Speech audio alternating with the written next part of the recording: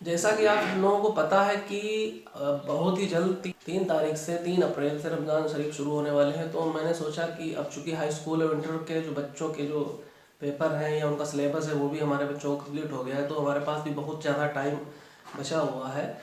तो जब अब अप्रैल में रमज़ान शरीफ आ रहे हैं तो हमने जो सोचा नहीं पढ़ पाते हैं, जो लोग कुरान शरीफ नहीं पढ़ पाते हैं, उनको किस तरीके से बहुत ही आसान तरीके से हम कुरान शरीफ पढ़ना सिखाएंगे।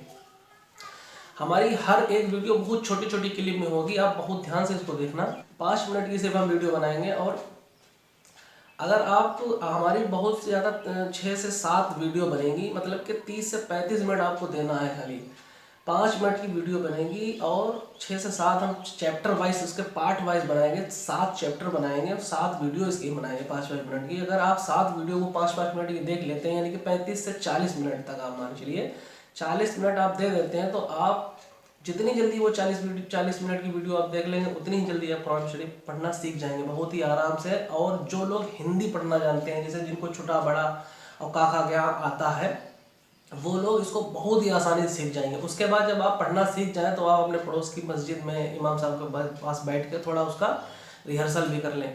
और इस रमज़ान शरीफ में आप अहद कर लीजिए कि हमको कुरान शरीफ हर हाल में सीखना ही है। मैं बहुत ही आसान तरीके से आपको बताता हूँ। जो लोग छोटा बड़ा और हिंदी के जो वर्णमाला या हिंदी के जो अच्छा पहचान लेते हैं, वो बहुत ही आसानी से कुरान शरीफ को पढ़ना सीख जाए। तो आज पहले दिन हम आपकी जो शुरुआत करने जा रहे हैं, किसी भी भाषा को सीखने के लिए हमें उसके अक्षर, छोटी छोटी जो सबसे छोटी इकाई होती है अक्षर, उसको सीखना पड़ता है। वर्ड जैसे ABCD नहीं जानेंगे या पहचानेंगे तो हमको कैसे पता चलेगा कि ये A बना है, B बना है, तो उसको पढ़ेंगे क्या। ऐसे जब छोटा बड़ा ही जब हमको याद होगा, काखा से ज्ञा तक जब हमको नज़र में सामने आएगा, उन्हीं को ही आपस में जोड़ के फिर हम हिंदी पढ़ना सीखते हैं। ऐसे ही अरबी यानी कि कुरान शरीफ को पढ़ना भी हमको जब ही आएगा जब हम उसके छोटे जो सबसे छोटी इकाई होती है अक्षर, उसको जो है पहचानेंगे कि ये क्या बना हुआ है। तो हमने जो कन्वर्ट हमने आपके पास बोर्ड सामने बनाया है, इस बोर्ड का आप स्क्रीनशॉट लेके इसको याद कर लीजिए, इसको दिमाग में ध्यान से रख लीजिए कि ये क्या बना हुआ है, ये क्या बना हुआ है। इसका उच्चारण भी हम बताएंगे। तो जैसे सबसे पहला अक्षर हमारा होता है इंग्लिश का A, हिंदी का छोटा, तो हमारा जो अरबिक जो वर्णमाला का सबसे पहला अक्षर है, सबसे पहला लफ्ज जो है वो है अलीफ। ये जो डंडे की तरह बना हुआ है ये अलीफ है, ये बे है। ऐसे अलीफ बे ते से जीम हे खे दाल जाल, ये सब यहाँ से यहाँ तक बने हुए हैं। इनका जो उच्चारण होता है, जैसे कि कोई भी लफ्ज जब हम बोलते हैं तो उसका उच्चारण अपने मुंह से, उच्चारण का मतलब होता है मुंह से आवाज किस तरीके की निकल रही है, उसी को उच्चारण कहते हैं। तो अलीफ से क्या निकल रहा है, अलीफ में 3 लफ्ज आ रहे हैं। अलीफ से आ, ला और फा निकल जा रहा है, लेकिन जो सबसे पहला वर्ड होता है वही उसका उच्चारण होता है, यानी कि अलीफ से आ से निकल रहा है अलीफ। इसलिए अलीफ का जो हिंदी में वर्ड होगा वो छोटा आ बनेगा जाके। जैसे कि जहां पे ये बना हुआ है, समझ लो ये क्या बना हुआ है, आ, छोटा आ बना हुआ है। ये क्या है, बे। अब बे में क्या है, बे आप बोलो 2 बार, तो बे से क्या निकल रहा है, बा, तो बे से बा निकल रहा है। यही वस्तु आपको पहचानना है कि ये बे है, ये अलीफ है, ये बे है, ये ते है। यहाँ से यहाँ तक आप, चूंकि हम तो 5 मिनट में वीडियो बना जाएंगे, लेकिन आपको याद करना पड़ेगा।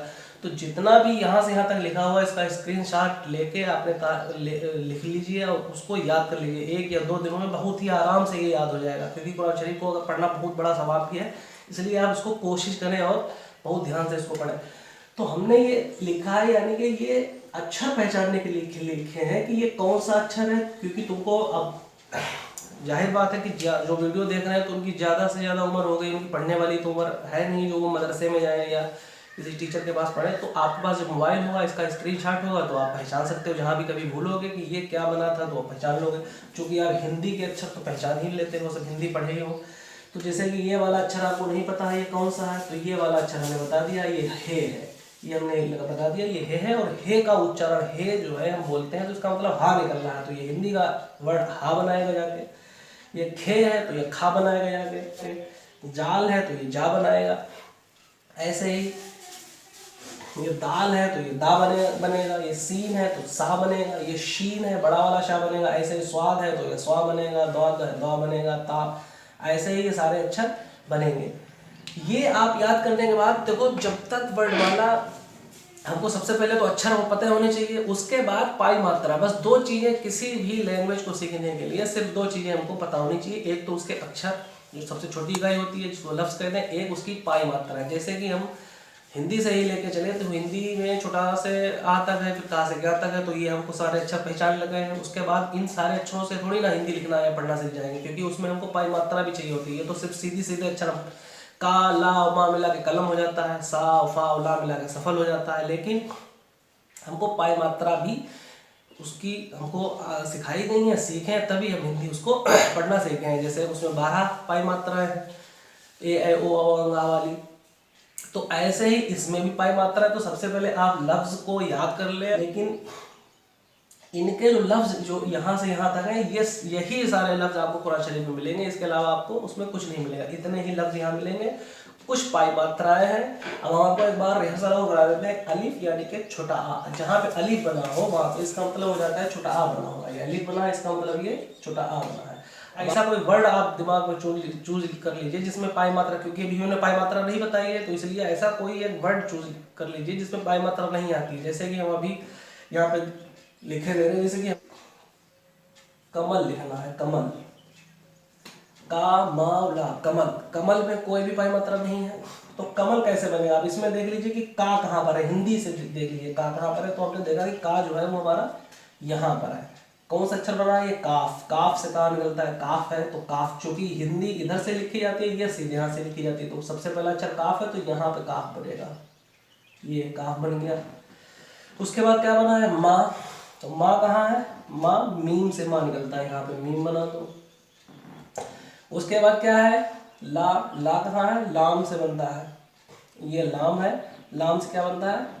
ला बनता है, तो यहाँ पे लाम बना दो। तो ये क्या हो जाएगा? तुम्हारा कमल हो जाएगा। लेकिन ये सही अभी पूरी तरीके से नहीं है। हिंदी के वर्ड में क्या होता है? अक्षर बना दो, उसके ऊपर लाइन बना दो, तो ये आपस में मिल जाते हैं कमल। लेकिन अरबी में ये होता है कि इन अक्षरों को आधा कर दिया जाता है। इन अक्षरों को क्या कर दिया जाता है? आधा कर दिया। वो भी हम आगे, क्योंकि अभी इतना सारा हम नहीं बताएंगे, लेकिन आप इतना भी लिख दोगे तो समझ में आ जाएगा कि कमल लिखा है इन्होंने।